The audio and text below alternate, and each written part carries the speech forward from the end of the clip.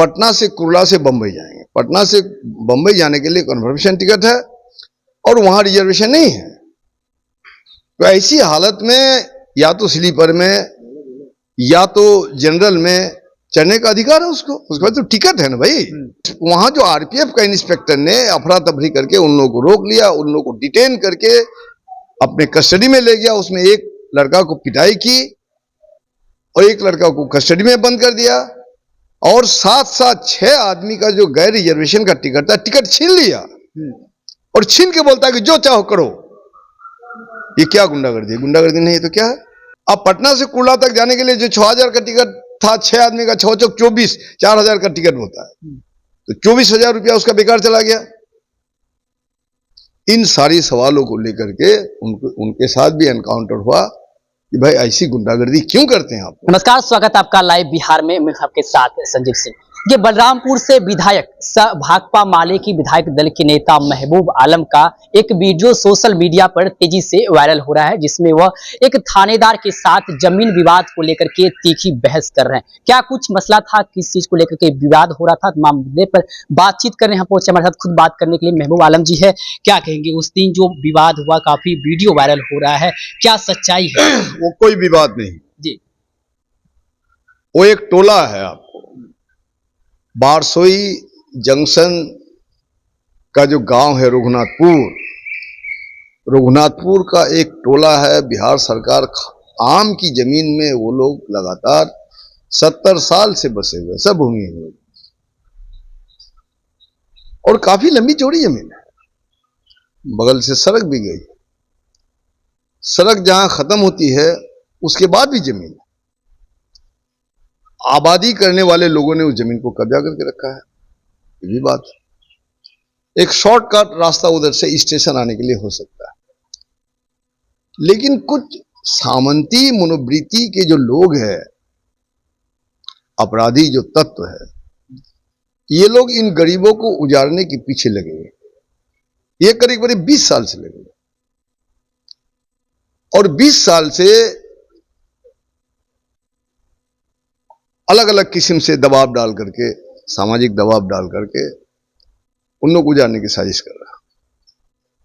और चूंकि हम भाकपा माले पार्टी करते हैं और हमारी पार्टी का जो सरोकार है, भूमिहीनों को आवास मिले, गरीबों को बेवजह उजाड़ा नहीं जाए, उसी के तहत हम उसको सपोर्ट करते हैं। और बांस फट्टा का घर है, तो बांस फट्टा का घर है, मानसून आ रहा है, रिपेयरिंग लोग कर रहा है, रिपेयरिंग कर रहा है। तो जो लोग चाहता है कि लोग उजड़ जाए, उसके पीछे जमीन है। हालांकि उन्होंने भी 20 फीट जमीन दखल करके अपना आबादी लायक बना लिया है। अब ये लोग पुलिस को पैसा दे करके लाता है और इन लोगों को अंदर में दहशत पैदा करता है कि तुम काम मत करो, काम मत करो। मेरा कहना है, पुलिस को यह कहने का अधिकार नहीं है किसी को कि तुम काम मत करो। बस इसी तरह से पुलिस ने 3 बार वहां विजिट किया। फर्स्ट टाइम जब आपने विजिट किया, आपने नेचर देख लिया कि वो गरीब लोग अपराध कर रहे हैं, वायलेशन कर रहे हैं या कोई किस्म का क्राइम कर रहे हैं। जब उसने देख लिया, उसके बाद उसकी गतिविधि वहां से बंद हो जानी चाहिए। लेकिन जब जब ये लोग काम कर रहे हैं, तब तब पुलिस वहां दौड़ के आ जाती है। पुलिस को और कोई काम नहीं है। इसको लेकर के उस दिन, उस रात में एक पंचायती भी बैठी हुई थी। रघुनाथपुर गांव के गण्यमान्य लोग और नेता लोगों की एक पंचायती भी थी। पंचायत वालों ने भी कहा कि अच्छा, टट्टी उट्टी आप लोग लगा लीजिए। फिर पुलिस दौड़ के आ गई। देखिए, जुल्म की इंतहा है। इसी बात को लेके बहस। बिल्कुल बिल्कुल। इसलिए मैं तो, मेरा घर उस जगह से 25 किलोमीटर दूर में है। मैं 11 बजे अपने मकान में चला गया, करीब करीब 11:30-12 बजे। फिर यहां पुलिस जुल्म करने लगा। एका मत करो, टट्टी मतलब। पुलिस की क्या ऑथोरिटी है? यही तो मैंने पूछा कि बार बार यही आते हो, क्या ऑथोरिटी है तुम्हारी? तुम कौन होते हो किसी को इस बात को करने वाला? काम मत करो। पहली बार आया आप पहली बार अगर आए आपको लगता है कि कोई वायलेशन हो रहा है तो आप कार्रवाई कीजिए। आप गुंडा के तरह से आके बोल रहे हैं। वर्दी का धौस दिखा के गरीबों में दहशत पैदा करके गरीबों को उजाड़ने की साजिश में पुलिस सहयोग कर रही थी, इसलिए पुलिस के खिलाफ में वो बात हुई। मैंने पूछा कि सीआरपीसी के तहत तुमको कौन सा पावर हासिल है जो तुम इस तरह से रात 12 बजे आके यहाँ पर आज कर आगे कुछ निष्कर्ष हुआ? कोई निष्कर्ष नहीं हुआ। जो बसा हुआ है, बसे हुए हैं, निष्कर्ष कौन चीज निकलेगा?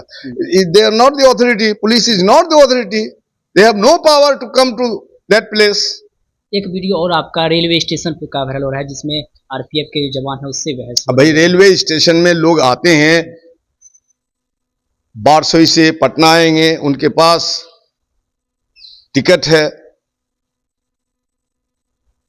और पटना से कुर्ला से बंबई जाएंगे। पटना से बंबई जाने के लिए कन्फर्मेशन टिकट है और वहां रिजर्वेशन नहीं है। तो ऐसी हालत में या तो स्लीपर में या तो जनरल में चढ़ने का अधिकार है उसको, उसके बाद तो टिकट है ना भाई। फिर वो अनाउंसमेंट जो आप करते हैं तो कौन सी बगी कहां है इसका लोकेशन आप नहीं देते। तो 200 मीटर की लंबी गाड़ी है और लोग जो चल रहा है तत्काल किसी बगी में, वो तो उसको रात कहीं जाके एडजस्ट कर लेंगे वो।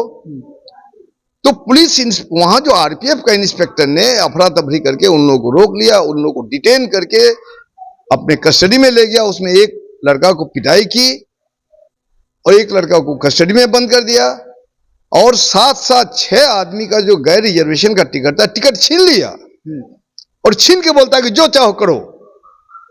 ये क्या गुंडागर्दी? गुंडागर्दी नहीं है तो क्या है? पैसेंजर्स को फैसिलिटेट करना चाहिए।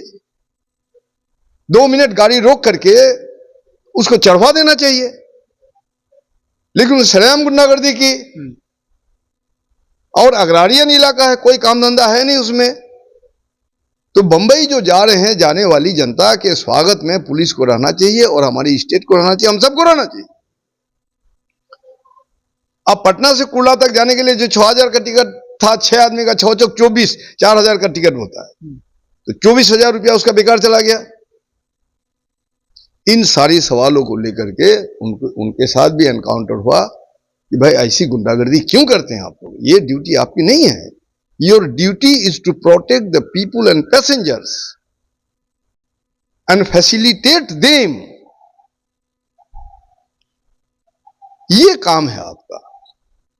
जी बहुत बहुत धन्यवाद। तो हमारे साथ बात कर रहे थे महबूब आलम जी। इन्होंने साफ तौर पे क्या कुछ कहा भी सुन रहे थे। तमाम जो वीडियो वायरल हो रहा है उसके बारे में इन्होंने विस्तार से बताई है। आप भी क्या सोचते हैं? आप भी अपनी राय प्रतिक्रिया कमेंट बॉक्स के माध्यम दे सकते हैं। आप देखते हैं लाइव बिहार। बहुत बहुत धन्यवाद।